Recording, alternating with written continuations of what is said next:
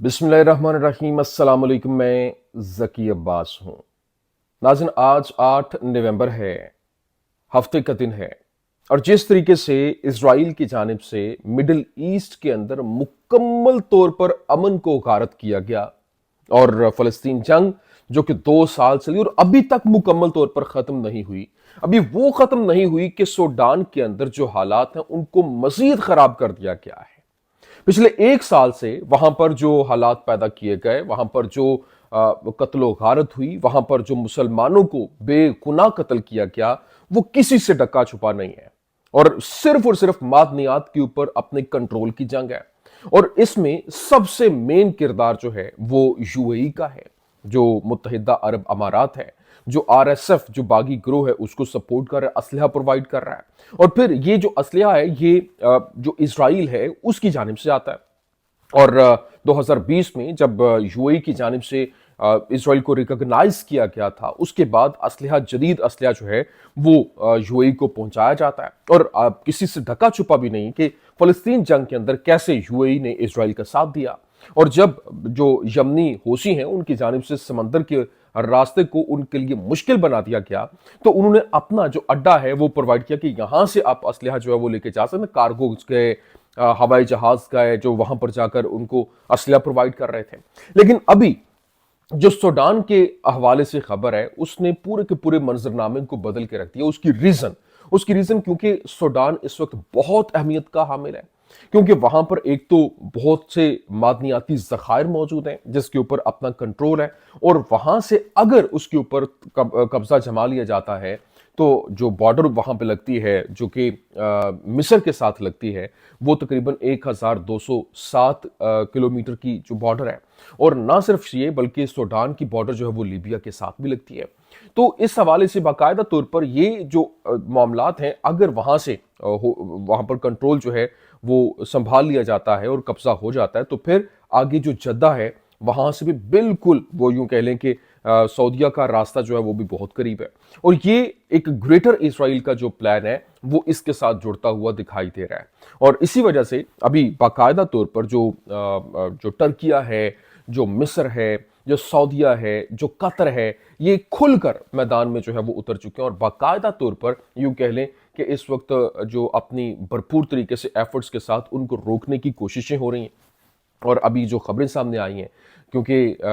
जो मैंने आपको बताया कि मिस्र का जो वहाँ पर बॉर्डर है, मिस्र का जो सूडान के साथ बॉर्डर लगता है, उनको भी मालूम है कि अगर वहाँ पे तसल्लुत हो जाता है तो वहाँ से मिस्र तो फिर कोई बात ही नहीं है। क्योंकि इसराइल की जानिब से जो एक अपने रास्ते बनाए गए हैं, पहले उन्होंने फ़लस्तीन के ऊपर हमला किया, फिर लेबनान को उन्होंने जो है वो डाउन करने की कोशिश की, फिर सीरिया है, फिर आगे इसी तरह से जो उर्दन है, उर्दन तो पहले ही उनके तसल्लुत में है। तो ये उनके लिए किस तरह से एक चैलेंज बनने जा रहा है। और फिर जो यहाँ पर सबसे इंपॉर्टेंट चीज जो टर्किया है, जिस तरह से वो अपने पांव जमाता हुआ दिखाई दे रहा है, वो हर लिहाज में मिस्र और टर्की आपस में उनकी एक बहुत बड़ी यूं कह लें कि पुरानी दुश्मनी थी, वो खत्म होकर सूडान के मामले के ऊपर वो दोनों मुत्तफिक भी हो चुके हैं। और जो टर्किया वो अपनी फौजें मिस्र बॉर्डर पर भेज रहा है, लीबिया के अंदर उसकी फौजें मौजूद हैं, सीरिया के अंदर उसकी फौजें मौजूद हैं। तो अब ये एक नया एक यूं कह लें कि प्लान और एक चक्र व्यू जो है वो वहां पर बनता दिखाई दे रहा है,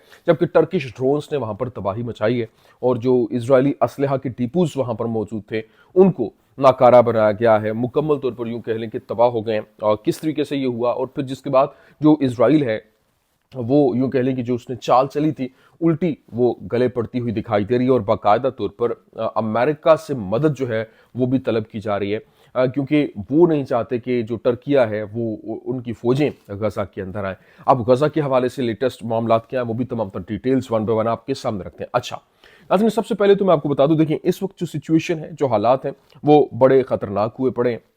क्योंकि हमेशा जब भी गद्दारी की है मुसलमानों के अंदर तो मुसलमानों ने ही किया है। यूएई जो है वो जिस तरह से आरएसएफ को, वो जो ग्रोह है, बागी ग्रोह, उसको जो सपोर्ट कर रहा है, उसको लेकर वहाँ पर जो कत्ल गारत हुई आए रोज सूडान के अंदर, वहाँ एक बहुत बड़ी तादाद में लोग जो है वो जान की बाजी हार रहे हैं। और अभी जो मिडल ईस्ट आई जो है उसकी जानिब से खबर दी गई और बताया गया कि exclusive Egypt and Turkey boost support for Sudan following RSF capture of El Fasher।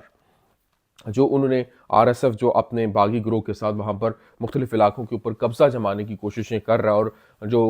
You اے کی سپورٹ کے ساتھ، اسرائیل کی سپورٹ کے ساتھ، تو اب ترکیہ اور جو ایجپٹ ہیں وہ باقاعدہ طور پر انہوں نے بھرپور طریقے سے گورنمنٹ کو، سوڈانی گورنمنٹ جو اس کو سپورٹ دینے کا اعلان کیا ہے۔ اور پھر لیونٹ کمال کی جانب سے رپورٹ کیا گیا اور بتایا گیا کہ Egypt and Turkey began coordinating supporting for Sudan's army, انہوں نے سوڈان کی آرمی کو سپورٹ کیا ہے، اور Egypt reinforce its border and set up joint command rooms while Turkey expands drone and missile aid اور realignment as both move to counter R S F gains. جو بھی are S F نے وہاں پہ gain کیا، جو بھی مکمل طور پہ علاقے جو ہے وہ قبضے میں لیے، ان کو چھڑوانے کے لیے میزائل اور ڈرونز کا استعمال ہو رہا ہے اور حملے ہو رہے ہیں، جس کے بعد یہ جو یہ بات یاد رکھیے،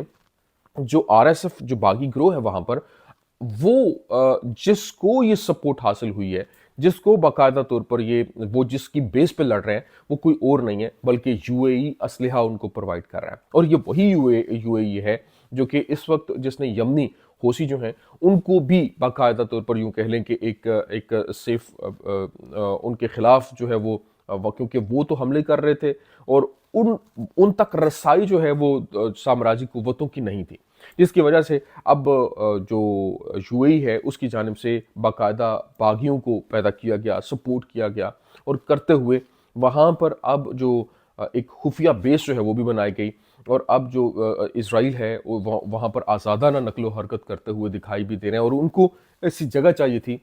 جہاں پہ وہ ہینڈز آن جاسوسی بھی کر سکیں، انفارمیشن نکال سکیں، تو یہ اس کا کردار رہا ہے۔ لیکن ابھی جو ایک امپورٹنٹ چیز یہ ہے کہ اس وقت جو سوڈان ہے وہاں کے معاملات کو لے کر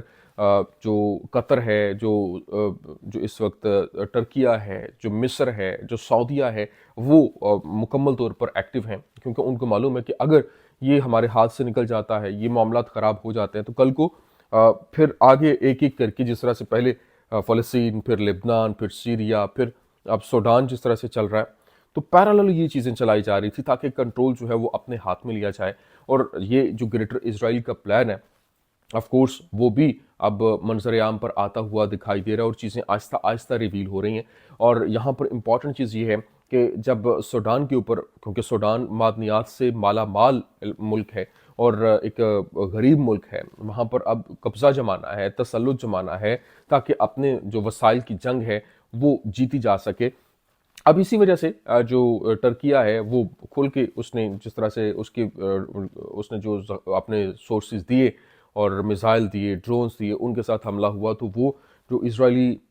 اسلحہ کے ذخائر وہاں پر موجود تھے، جو ڈیپو موجود تھے، ان کو وہاں پر انہوں نے اسرائیلی سوڈانی آرمی جو ہے، جو کہ آر ایس ایف جس کو استعمال کر رہی تھی، ان کو نشانہ بنایا گیا ہے، اور وہ کامیابی سے ٹارگٹ کو اچیو کیا گیا ہے۔ اور اب اسی وجہ سے جو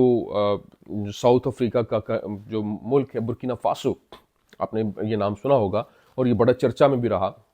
کیونکہ وہاں کے جو پریزیڈنٹ ہیں وہ ابراہیم تراؤڑے ہیں، اور یہ کم عمر جو ایک بہت ایمانی طاقت سے سرشار جو جوان ہے، جو پوری دنیا میں جس کا چرچا ہوا، کیونکہ اس نے سب کو کھلی بلی کرا کے رکھ دیا، اور اب وہ ایک لیڈر کی صورت میں ابھرا، اور اس نے اپنے تعلقات جو ہے وہ رشیا کے ساتھ بنانا شروع کیے، وہاں پر چائنا کے ساتھ، اور پھر یہ جو جنگ ہے اس نے کہا کہ ہمارے جو رائٹس ہیں وہ ہمیں مل نہیں رہے، ہم نے تمام تر لوگوں کو نکال بھی دیا، لیکن اس کے باوجود یہاں پر ہم آزادی کے باوجود ایک قید کے اندر موجود ہیں، اور یہ قید جو ہے وہ ہم نے ختم کرنی ہے، اور ہمیں کسی بھی لڑائی کے لیے جب بھی ہم لڑتے ہیں تو پھر ہمیں دہشت گرد ڈکلیئر کر دیا جاتا ہے۔ لیکن اس نے برکینا فاسو پریزیڈنٹ ابراہیم تراؤڑے نے کیا کہا، "The West lacks human morals. Today they label you a terrorist, tomorrow they make you a hero. We must eliminate mental colonialism." اس نے کہا کہ یہ جو آج آپ کو دہشت گرد ڈکلیئر کرتے ہیں، کل کو یہ آپ کو ہیرو بنا دیتے ہیں، اور ہمیں یہ جو ذہنی طور پر کولونیلزم ہے اس کو ہم نے ختم کرنا ہے۔ یہ کیونکہ اس کو بھی معلوم ہے، اس کی زندہ مثال آپ دیکھ لیجئے شام کے اندر جس طرح سے ہوا، پہلے جو احمد الشرع تھا وہ دہشت گرد تھا، آج وہ وہاں کا ہیرو ہے، اور اس کو باقاعدہ طور پر جو ڈونلڈ ٹرمپ ہے اس نے ہینڈ شیک کیا، بڑی تعریف کی، اور وہ سوٹڈ پوٹڈ ہو کے وہ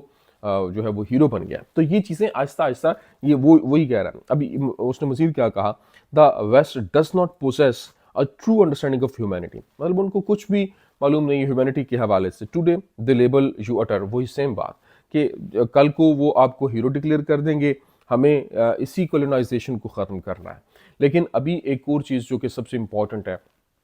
اب دیکھنا یہ ہے کہ جس طرح سے ترکیہ ایکٹیو ہے، جس طرح سعودیہ ایکٹیو ہے، جس طرح سے قطر ایکٹیو ہے، جس طرح سے جو ہے وہ مصر ہے، کیونکہ ان کو معلوم ہے کہ مصر کہ وہاں پر اگر کنٹرول ہو جاتا ہے تو مصر کی بارڈر ساتھ ہے، مصر بھی آگے پھر اگلا نشانہ ہے۔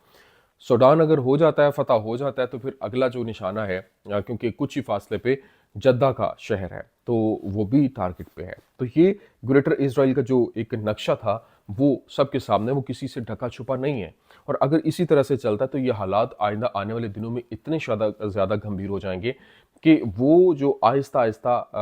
جو ایک آپ نے ٹارگٹ کی طرف بڑھتے ہوئے دکھائی دے رہے ہیں، جس طرح سے ابھی ترکیہ دوبارہ سے اس نے حملے شروع کیے اور باقاعدہ ایک بیک ڈور ڈپلومیسی کے ساتھ بھی اور پراپر ایک گین شروع کیا، تو اسی وجہ سے جو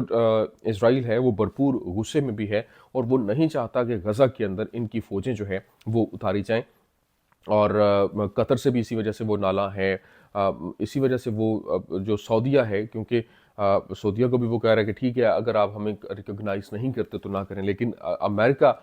سے وہ مدد کی اپیل بھی کر رہا ہے کہ ہمیں یہاں پر ان کو نہ آنے دیا جائے۔ تو یہ چیزیں جو ہیں وہ آئندہ آنے والے دنوں میں بہت سی ڈائریکشن سیٹ کریں گی۔ یہی چیزیں تھیں، میں نے کہا میں آپ کے سامنے رکھ دوں۔ امید کرتے ہیں ویڈیو آپ کو پسند آئی ہوگی، پسند آنے کی صورت میں لائک کیجیے، شیئر کیجیے اور ہمارے چینل کو سبسکرائب کرنا مت بھولیے گا۔ شکریہ۔